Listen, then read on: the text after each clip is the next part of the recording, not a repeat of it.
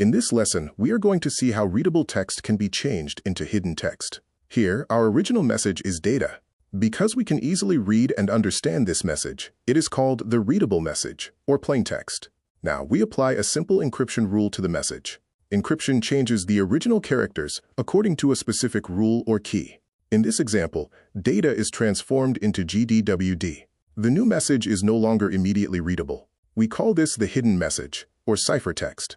So remember, we start with readable plaintext, apply encryption, and produce hidden ciphertext. In the next few examples, we will see how ASCII codes can help us perform this transformation. Now let's understand the meaning of plaintext. Plaintext is the original readable message before any encryption is applied. For example, the word data is plaintext because we can read and understand it. The word hello is also plaintext. Plaintext does not have to be a complete word or sentence. It can also be a single character. For example, the letter D can be our plaintext character. At this stage, D is still in its original form. No encryption has been applied yet, so remember, plaintext is the original readable information before encryption. Now let's look at ciphertext. Ciphertext is the encoded message that we get after encryption. We begin with plaintext, which is the original readable message. Then, we apply an encryption rule or algorithm. This transforms the plaintext into ciphertext. For example, if our plaintext character is D, after applying our encryption rule, it can become G, and the plaintext word data can become GDWD. The ciphertext does not have the same obvious meaning as the original message. This helps to hide the information from someone who does not know how it was encrypted. So remember, plaintext is what we start with, and ciphertext is what we get after encryption. Now let's see how encryption works using ASCII codes. We begin with a character.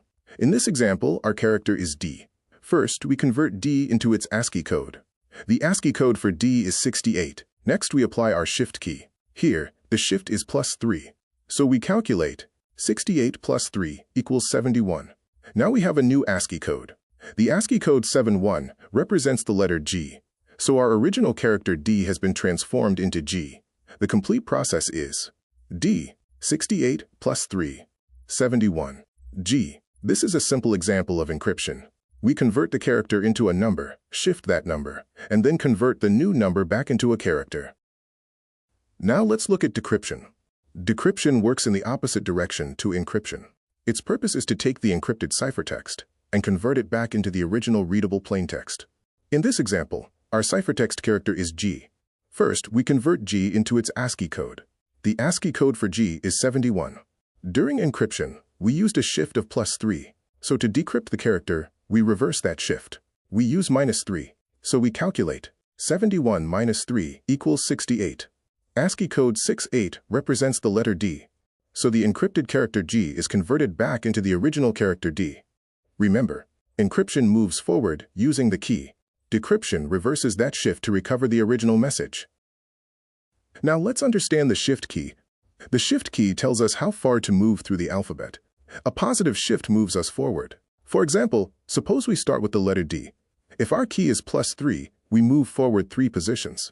From D, we move to E, then F, and finally G. So with a shift of +3, D becomes G. A negative shift moves in the opposite direction.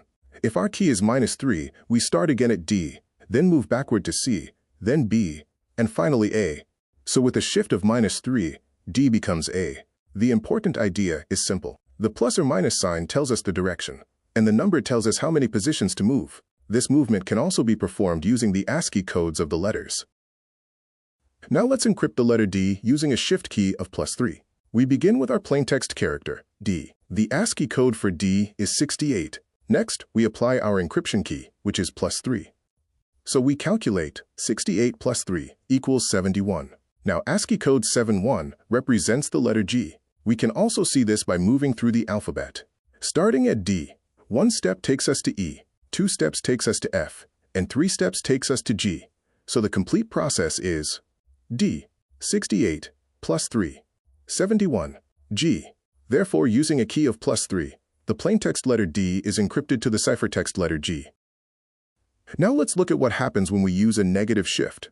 We will start again with the letter D. The ASCII code for D is 68. This time, our key is -3. Because the shift is negative, we move backward through the alphabet. So we calculate 68 minus 3 equals 65. ASCII code 65 represents the letter A. We can also follow this using the alphabet. Start at D. 1 step backward gives us C, 2 steps gives us B, and 3 steps gives us A. So the complete process is D 68 minus 3, 65, A.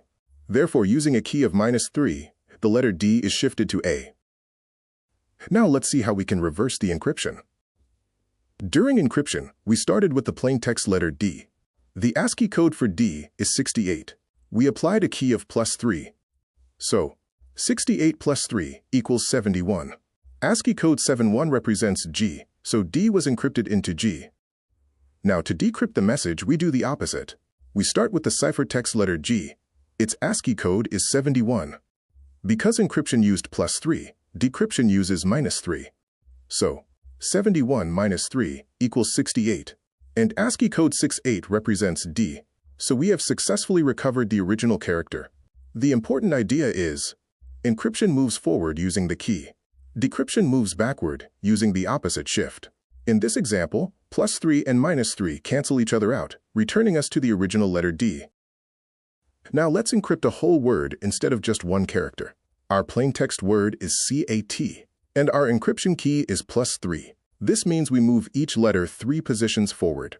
Let's start with C. The ASCII code for C is 67. Add 3. 67 plus 3 equals 70. ASCII code 70 represents F. Next we have A. A has the ASCII code 65. 65 plus 3 equals 68. And ASCII code 68 represents D. Finally, we have T. The ASCII code for T is 84. 84 plus 3 equals 87. And ASCII code 87 represents W, so C becomes F, A becomes D, and T becomes W. Therefore, using a key of plus 3, the plaintext word CAT is encrypted to FDW. The important point is that we apply the same shift to each letter in the word. Now, let's see how we can turn this idea into a simple character shift algorithm. Our algorithm has 5 main steps. First, we read the character. In this example, the input character is D. Next, we use the ORD function. ORD converts the character into its ASCII code. So, ORD of D gives us 68. Now, we add our shift key. Our key is plus 3, so 68 plus 3 equals 71. Next, we use the CHR function. CHR converts the new ASCII code back into a character. So, CHR of 71 gives us G. Finally, we output the new character, G. So the complete process is D, ORD, 68, plus 3, 71, CHR, G. In short, we convert the character to a code, add the key, and convert the new code back into a character. This simple algorithm is the foundation of our character shift encryption. Now let's understand why ASCII letter ranges are important when we shift characters. In ASCII, uppercase and lowercase letters use different number ranges. Uppercase letters, from A to Z, use ASCII codes from 65 to 90. And lowercase letters, from A to Z, use ASCII codes from 97 to 122. When we shift a letter, we need to make sure the new code stays inside the correct range. For example, uppercase Z has the ASCII code 90. Suppose we apply a shift of plus 3. We calculate 90 plus 3 equals 93. But 93 is outside the uppercase letter range of 65 to 90. So ASCII code 93 is not an uppercase letter. This means we cannot simply keep adding numbers without checking the range.